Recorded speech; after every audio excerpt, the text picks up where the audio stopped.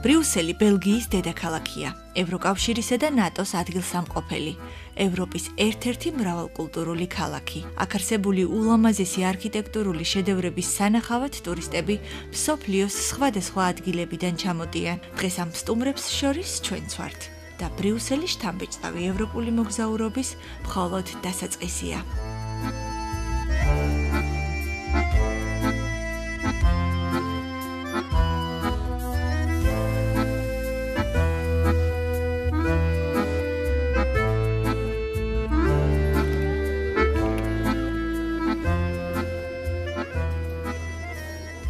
გადაცემა ერთი დღე სოფელში ბრიუსელს სტუმრობს.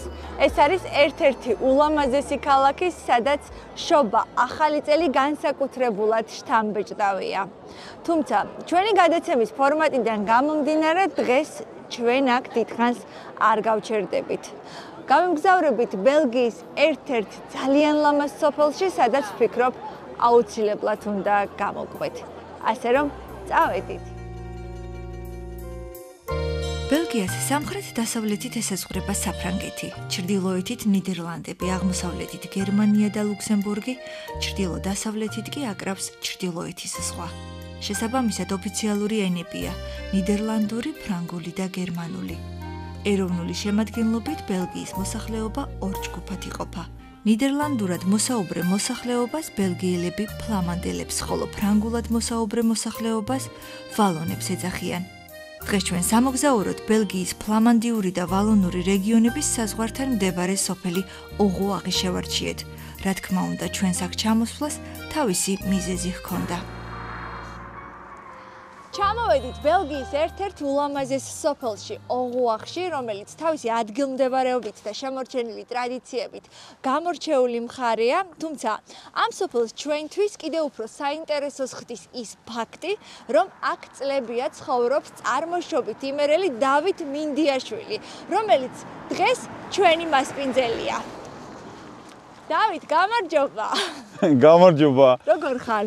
კარგად ნათია, შენ როგორ ხარ? კარგად, მადლობა. ძალიან მიხარია თქვენი ჩამოსვლა ბელგიაში. გესტუმრეთ და ჩემ სოფელში, ძალიან კარგი, ძალიან მიხარია.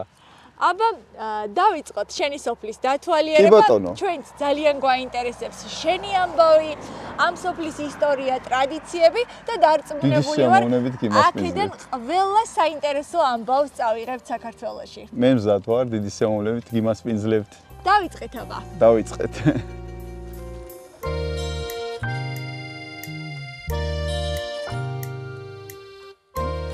როგორ მოხდი ეს იმერელი კაცი ბელგიაში? გავიბადე და გავიზარდე ქუთაისში. და რაღაც პერიოდი ცხოვრობდი თბილისში, მქონდა ჩემი რაღაც ბიზნესი, მეგობრებს. მე რაღაც ცხოვრება ისე მოიტანა, რომ რაღაცა უფრო მეტი მინდოდა, რაღაცას ვეძებდი, წამოვედი ევროპაში, 2010 წლიდან ვარ წამოსული და აღმოჩნდი პორტუგალიაში.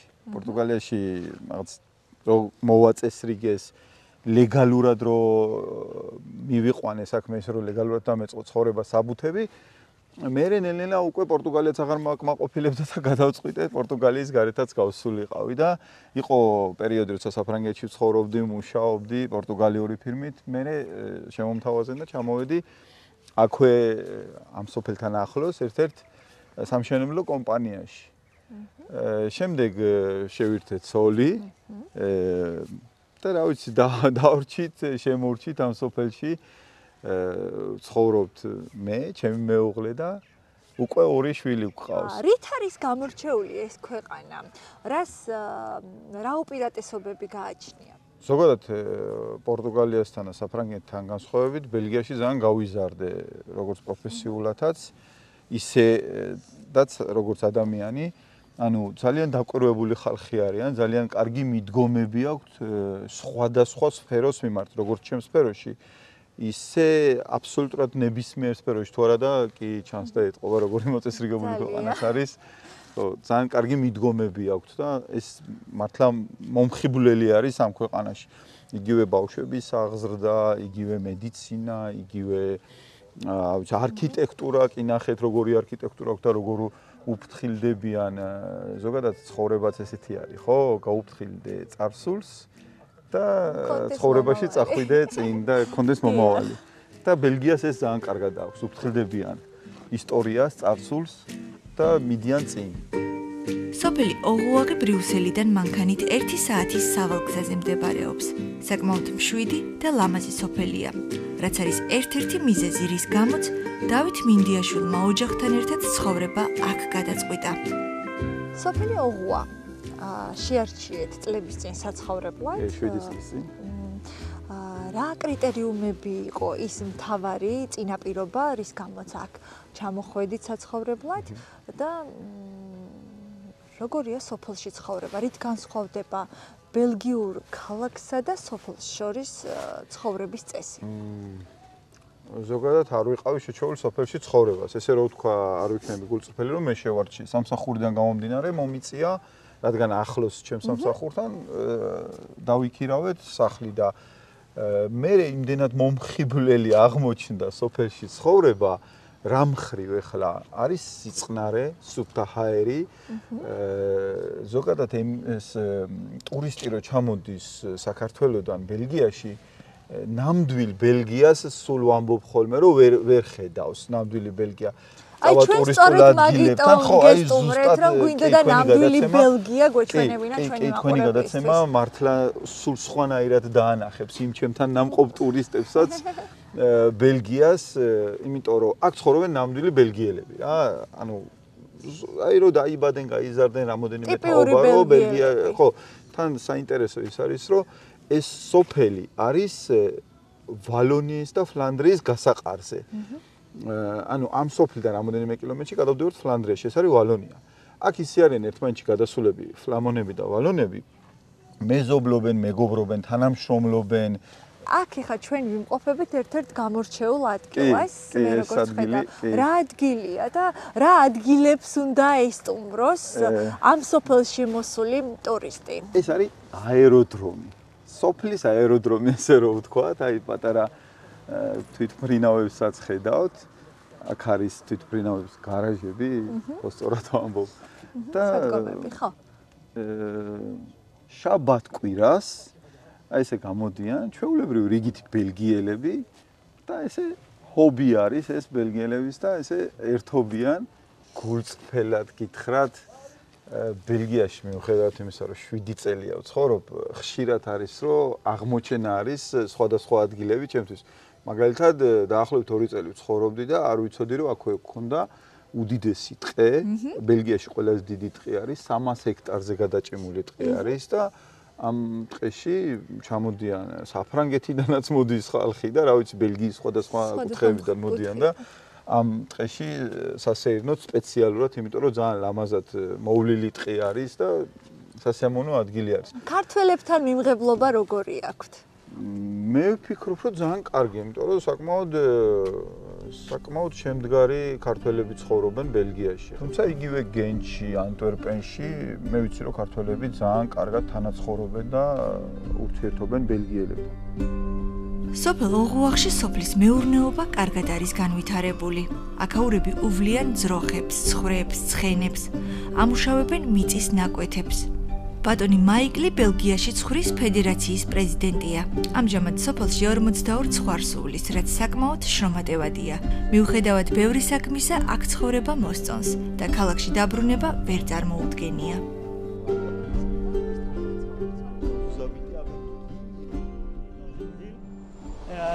წლების განმავლობაში მე და ჩემი მეუღლე ქალაქში ვცხოვრობდით, თუმცა ყოველთვის მინდოდა მქონოდა დიდი სივრცე.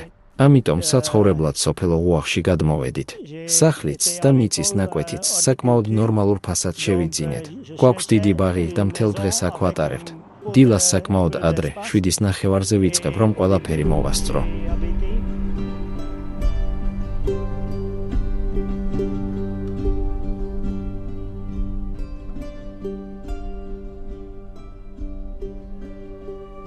ეს ადგილი კიდე განსაკუთრებული იმით არის, რომ აქ არის დიდი ტყე, 300 ჰექტარზე, ბელგიაში ყველაზე დიდი ტყე არის ხოთა შორის. და აქ მართლა ჩამოდიან საფრანგეთიდანაც ჩამოდის ხალხი, ჰოლანდიიდანაც ჩამოდის და ძალიან კარგი სასეირნო ადგილი არის და ნუ სუფთა ჰაერი და მოკლედ ძალიან კარგი ადგილია. კიდე განსაკუთრებული არის იმით, რომ ამ ტყესთან არის ესეთი ლამაზი კაფეები, რესტორნები და ამ ხალხს ურჩევნიათ, რომ აქ დღესთან სუფთა ჰაერზე მოვიდნენ და ვიკენდი აქ გაატარონ. აქაურებსაც და არა მარტო აქაურებსაც. კიდე არის ჩვენ სოფელში აქვე მეფეს აქვს სახლი, ოღონდ ძირითადად აქ არ ცხოვრობს მეფე, ზოგჯერ ჩამოდის და ვიკენდს ატარებს ხოლმე. აქვე არის უფრო საზაფხულო დაჩა, ესე რომ ვთქვათ რა.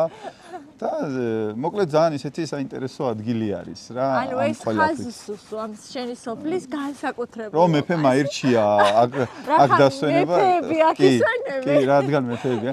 მეც იმიტომ აქ ვარ. შენც იმიტომ აქ ჩამოყვედი და ჩვენც იმიტომ ჩამოგაგიქრე. დიახ.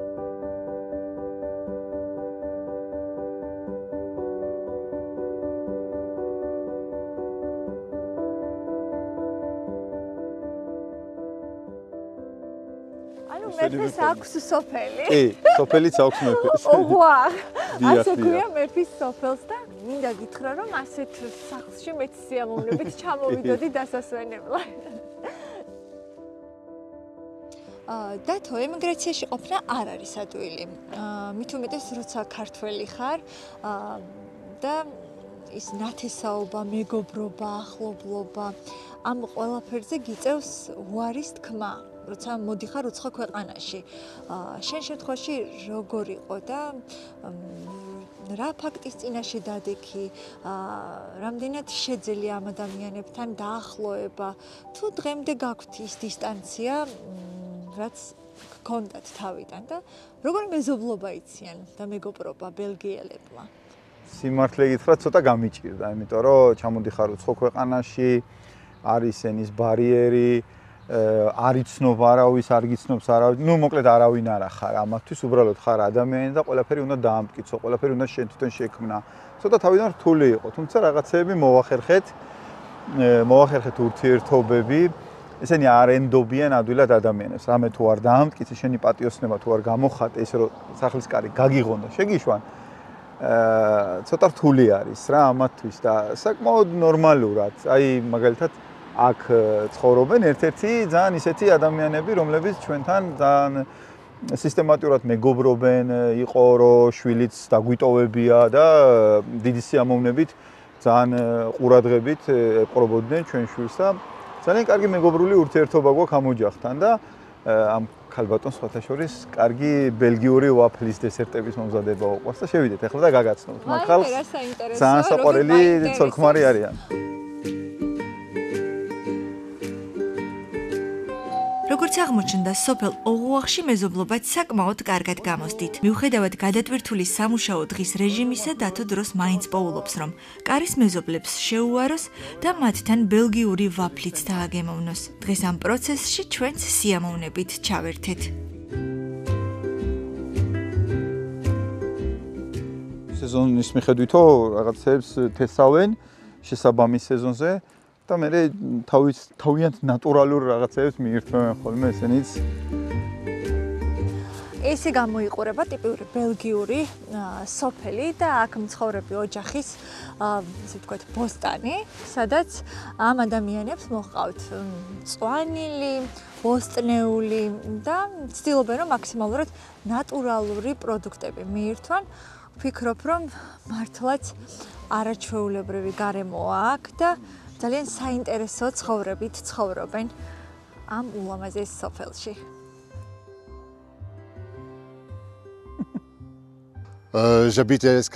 კეთილი იყოს თქვენი მობრძანება ჩვენ სოფელში. 59 წლის ვარ და 15 წელია აქვს ცხოვრობ. მომწონს აქ არსებული გარემო, თან ყველაფერი მოგყავს და ნატურალურ პროდუქტს მივირთმევთ, რაც სოფელში ცხოვრების დიდი პლუსია. ასევე ვყავს შინაური ცხოველები, ვუვლით მცენარეებს და ვცხოვრობთ სრულ ჰარმონიაში. მოკლედ აქ არ მოიწყენთ. Voilà.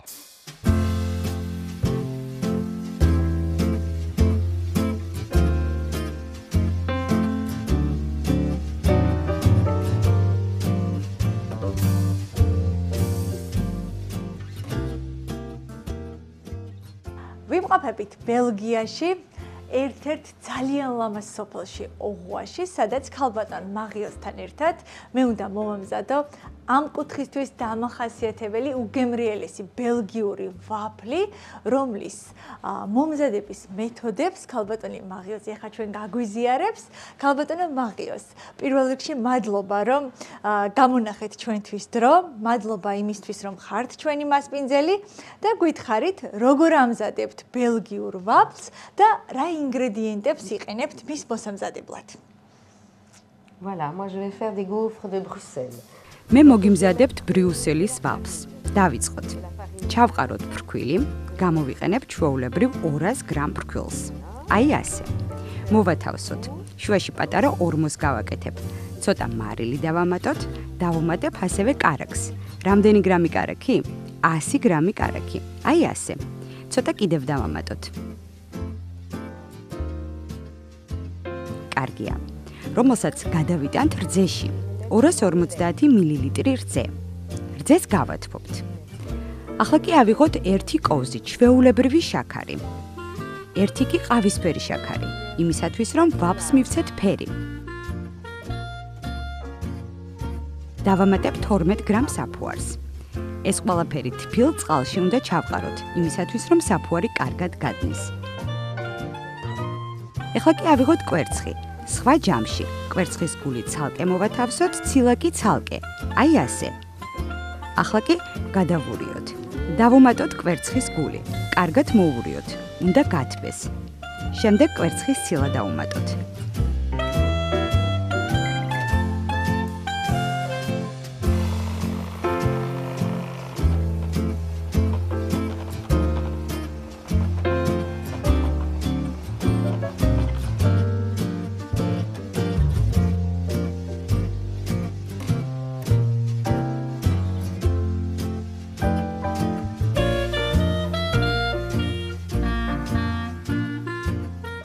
აი მოვამზადეთ უგემრიელესი ვაფლი, რომლის მოსამზადებლად დაგვჭირდა სულ რაღაც 9 საათი.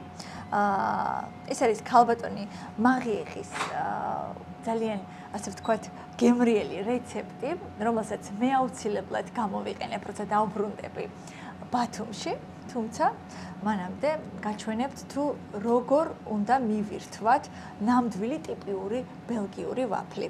აბა როგორ უნდა მივირთვათ, რა უნდა გავაკეთოთ? თქვენ როგორც ვხედავიყენებთ ერბოს, შაქარს და ასევე შაქრის პუდრს. აი, როგორ მიირთმევენ ბელგიელები ვაფლს? აი, ეს არის კარაქი. შემდეგ მუქი ფერის შაქარი.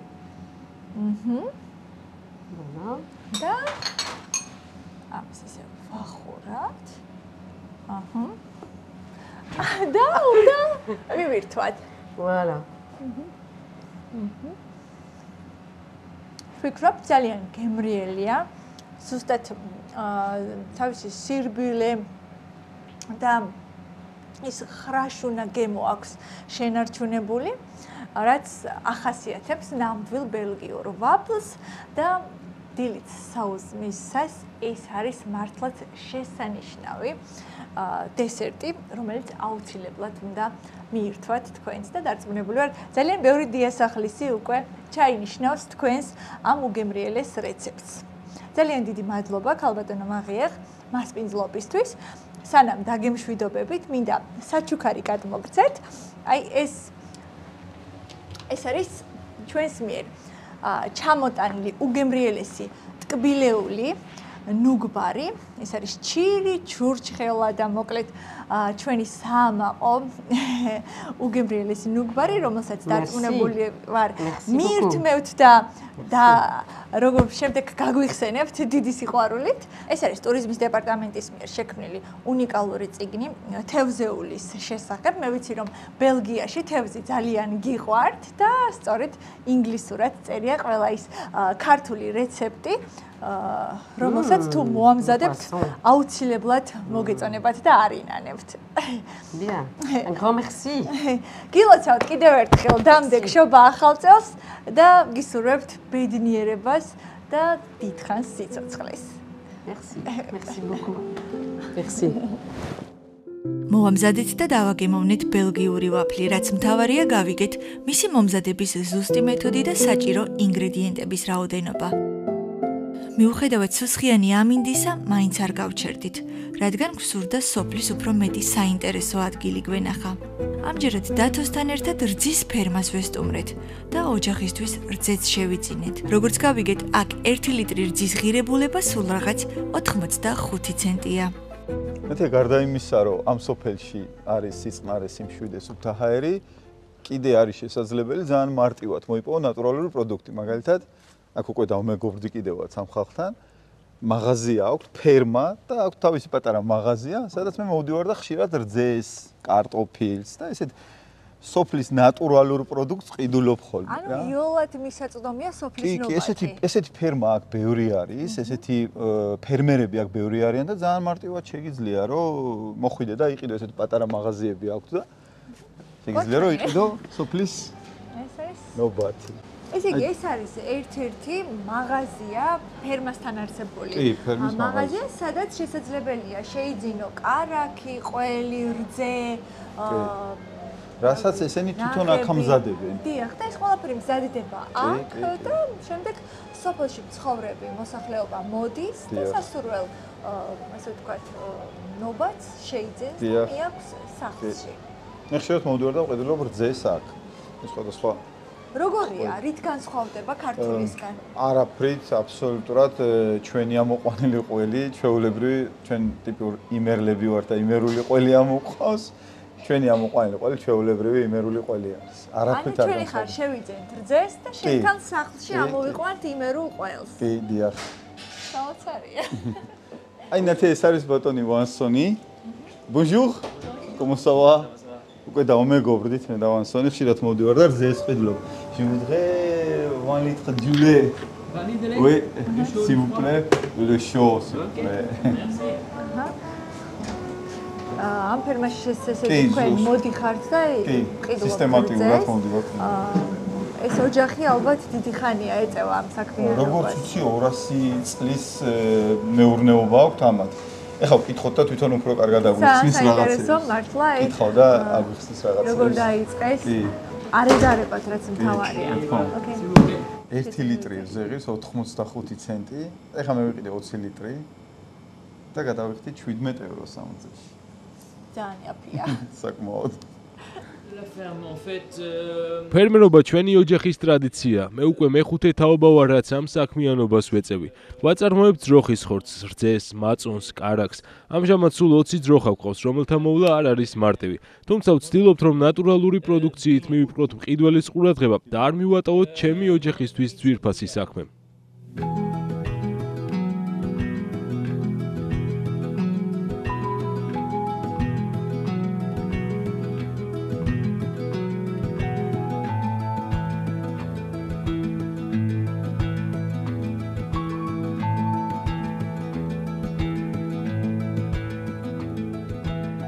რძის ფერმა დავათვალიერეთ, გავესაუბრეთ ადგილობრივ ფერმერებსაც და გავეშურეთ დათოსთან სახლში სტუმრად, სადაც საშობაო ფუსფუსი დაგხვდა.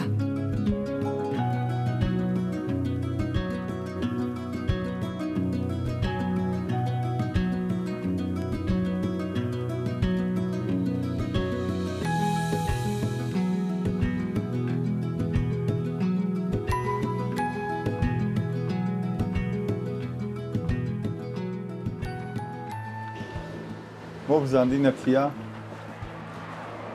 ვეკო. გამარჯობა. ეს არის ჩემი ოჯახი. ჩემი მეუღლე ვერიკო, ჩემი შვილები ელენა და იოსები. ძალიან სასიამოვნოა, ჩვენი სტუმარი მიხარია, საქართველოსიდან. რომ ვარ დღეს თქვენი სტუმარი. როგორ ხართ, რა შვებით? ვცდილობთ ევროპული ცხოვრებით ვიცხოვროთ და არ დავკარგოთ ჩვენი ტრადიციები. დარწმუნებული ვარ და ეჭვიც არ მეპარება თქვენს ოჯახში, სხვაგვარად ვერ იქნება და სიამოვნებით გავიზიარებ თქვენს ყოველდღიურობას. მე როგორც დათო მიყვებოდა, თქვენ დღემდე ამზადებთ იმერულ ყველს და აცხობთ უგემრიელის ხაჭაპურს. დიახ, ვაკეთებ იმერულ ყველს. ყველანაირი წესის დაცვით და ასევე ჩვენივე ყველით ვაკეთებ ხაჭაპურს. ხო შეიძლება რომ გვაჩვენო და დიახ, თან დავაგემოვნებთ. დიახ, რა თქმა უნდა, მოგდანდით.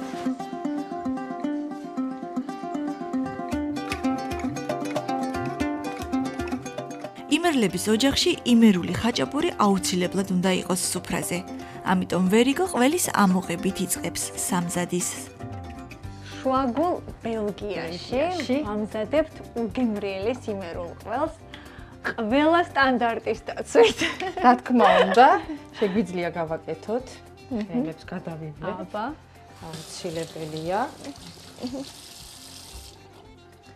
და შემდეგ ესე ვიწყებთ ჩვენი ყველის ამოყვანას. და შემდეგ შეგვიძლია მოვამზადოთ ამ ყველითვე იმერული ხაჭაპური. ვაუ. როდის დაიწყე იმერული ყველის მომზადება? აი, რამდენი წელია ცხოვრობთ აქ? ალბათ სადღაც 10 წელზე მეტია, ხო?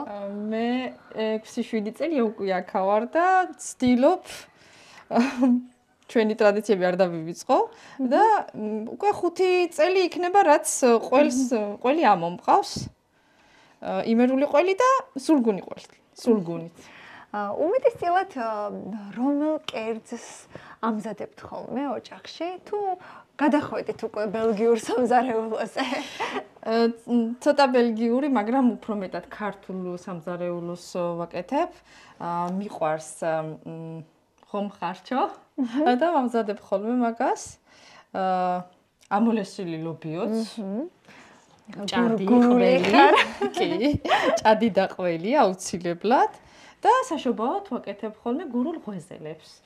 თუ გვექნება დრო, მაგასაც გავამზადებ. სიამოვნებით დავაგემოვნებთ ყველაფერს, ვიცი რომ ძალიან კარგი დიასახლისი ხარ. მადლობა. და ძალიან გემრიელად გამოგდით ყველაფერი. როგორია თქვენი, ასე ვთქვათ, სახალწლო სუფრა? უმეტესად წილად 25 დეკემბერს აღნიშნავთ შობას თუ 7 იანვარს? 25 დეკემბერს აღნიშნავთ, ვაკეთებ ხოლმე გურულ ღვეზელებს, გოზინახს, აღნიშნავთ ტრადიციებით და შუჩიც აღნიშნავთ შობას. ესეც ჩვენი ყველი. შეგიძლია გავაკეთოთ ხაჭაპურიც. ოქროს ხელები გაქვს. მადლობა.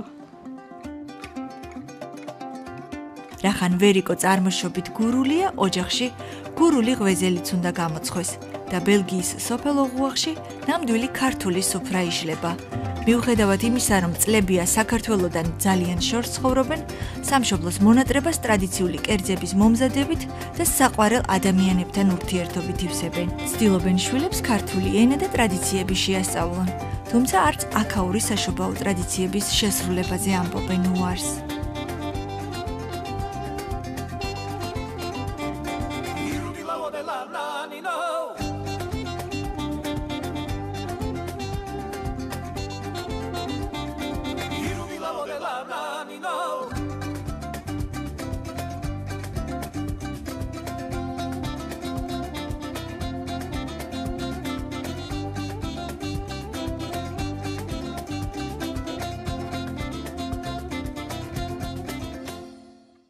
ესეც ჩვენი ჩემი იმერული ხაჭაპური და გურული ღვეზელი. ფოტოშოპის ხაჭაპური საკმაოდ გემრიელი გამოსდის ჩემს მეუღლეს და ეჭვი არ მეპარება, იმიტომ რომ საკმაოდ კი, მადის აღძრელად გამოიყურება და დარწმუნებული ვარ, ყოველი დღესასწაული თქვენთან არის განსაკუთრებული. კი, ცდილობ. ქართული ღვინო მაქვს მუქუზვანი, ძალიან კარგი ღვინოა. ჩვენც დავაგემოვნებთ სიამოვნებით. ვერიკო, ასევე მაინტერესებს, რა საშობაო ტრადიციები არსებობს ბელგიაში და კონკრეტულად რა სიცავს თქვენი ოჯახი, ბავშვები, თუ არის რაიმე ისეთი განსაკუთრებული ტრადიცია, რომელიც აუცილებლად უნდა შეასრულოთ? ჩვენთან ბელგიაში დეკემბერში აღნიშნავთ ორ დღესასწაულს, სან ნიკოლას და შობას. ხო, სან ნიკოლა არის წმინდა ნიკოლოზი იგივე. და აქ არის ბავშვების მფარველ წმინდანად ითვლება და ბავშვებს უყვარს ძალიან. დაახლოებით როგორი ტრადიცია არის, იცით, სან ნიკოლასი, აი, როგორც ჩვენთან თოვლის ბაბუა, ესე გამოეწყობიან სან ნიკოლას, აი ტიპიური თოვლის ბაბუის ფორმა აქვს და ბავშვებთან მიდიან სკოლებში, ბაღებში, სავაჭრო ცენტრებში და ესე უფასოდ ურიგებენ კანფეტებს და ელენას განსაკუთრებულად უყვარს ეს დღესასწაული. ბელგიაში ეხლაც რა ვიცი ძალიან აღფრთოვანებული იყო მაგ დღესასწაულზე და მეორე შობა, რასაც ჩვენ აბსოლუტურად უერთდებით. არის რომ გვეპატიჟებიან აქაურები, ყოფილა რომ ჩვენ შეხვედრივართ სტუმრად ბელგიელებთან შობას და ძალიან დიდი პატივისცემა არის, როცა ბელგიელი გეპატიჟება შობას მისთან თავისთან სახლში. და ასევე აღნიშნავ 7 იანვარსაც ჩვენი ტრადიციების მიხედვით, რაც აგვაქვს ეს საქართველოსდან მოყოლებული. თუმცა ყველა ჯერზე ძალიან საყვარელი დღესასწაულია. კი, ძალიან ნამდვილად. გვაბედნიერებს და მიხარია რომ არ ვიწყებთ რა თქმა ჩვენს უნდა. დღესასწაულს და რა თქმა უნდა, სადაც ცხოვრობთ და ზრდით შვილებს, იმ ქვეყნის ტრადიციებს ვსცემთ პატივს. მოკლედ შემეუღლეს ორჯერ უწევს გურული ღვეძელის გამოცხობა. რაც დარწმუნებული ვარ, არ ეზარება. არა მართლა არ ეზარება და მე ძალიან მომწონს. კარგად გამოსდის და იმდენად კარგი კულინარია რომ შევამჩნიე. კი, ნამდვილად. გაგვიმარჯოს. შობას გილოცავთ. გილოცავთ, მეც დამდეგ შობა ახალ წელს. მრავალს დაგვასწროს ღმერთმა. ბედნიერი შობა ახალი წელი ყოფილიყოს ყველას ოჯახში. გაგვიმარჯოს. მივულოცოთ შუაგულ ევროპიდან დამდეგი შობა ახალი წელი ჩვენს მაყურებელს. უსურვოთ ჯანმრთელობა, დღეგრძელობა და ბევრი საინტერესო მოგზაურობა ასეთ ლამაზ ქვეყნებში. ულოცავთ საქართველოს დამდეგ შობა ახალ წელს. სანამ დაგიმშვიდობებით, მინდა ეს საჩუქრები მოგცეთ. მე არ ვარ სანიკოლა, მაგრამ ამ საჩუქრებით ხარ. კი, ეს ულამაზესი წინსაფარი მინდა გაჩუქო შენ. აი განდაგანა აწერია. ეს არის ცოტა შორ ჩვენც გვაქვს დღესასწაული განდაგანობა აჭარაში და დარწმუნებული ვარ მოგეწონება. მადლობა. ასევე ეს უგემრიელესი ჩურჩხელა დაამშვენებს თქვენს საშუალო. როგორ მიყვარს ჩურჩხელა. რახან ესეთი კარგი დიასახლისი ხარ. აჭარულ კერძებსაც ჩაუჯექი და მოამზადე. ერწმუნე ძალიან გემრიელი სამზარეულო გვაქვს ჩვენ. შენ ახან ტურიზმით ხარ დაინტერესებული, ღვინის სამშობლო საქართველოს რომ არის მოუყევი შესწავლე. აუცილებლად. და რა თქმა უნდა, ჩემთვის ყველაზე საყვარელი საჩუქარი არის საქართველოს დროშა, რომელსაც ემიგრანტებს დიდი სიყვარულით და სიხარულით გადავცემ და დარწმუნებული ვარ შენი სახლის ფანჯრებს დაამშვენებს ეს დროშა. განსაკუთრებული საჩუქარია მართლა. და მინდა რომ ეს ჩემგან თქვენ დიდი მადლობა, მართლა დიდი მადლობა. მე დავატარებ საქართველოს დროშას. მანქანითაც, გულითაც და რა ვიცი, ყველგან. ჩვენ ყველა დავატარებთ ჩვენს წილ საქართველოს და მინდა კიდევ ერთხელ მოგილოცოთ დამდეგი შობა ახალი წელი. მადლობა გითხრათ მასპინძლობისთვის. მადლობა გითხრათ რომ ინარჩუნებთ ყველა იმ ტრადიციას და უფრთხილდებით, რომელიც წლების წინ წამოიღეთ ჩვენი ქვეყნიდან და მე მაინც გელოდებით საქართველოში და დარწმუნებული ვარ თქვენ აუცილებლად დაბრუნდებით. აუცილებლად დადგება ეგ დღე. ყველა ემიგრანტს უსურვებს საქართველოში დაბრუნებას. ასეთი იყო ჩვენი მოგზაურობა ულამაზეს ბელგიაში, ულამაზეს სოფელში და თუ თქვენ გადაწყვეტთ ბელგიაში მოგზაურობას და გინდათ ნამდვილი ბელგია აღმოაჩინოთ, გახსოვდეთ რომ მოგზაურობა ძალიან საინტერესო სოფლებიდან უნდა დაიწყოთ.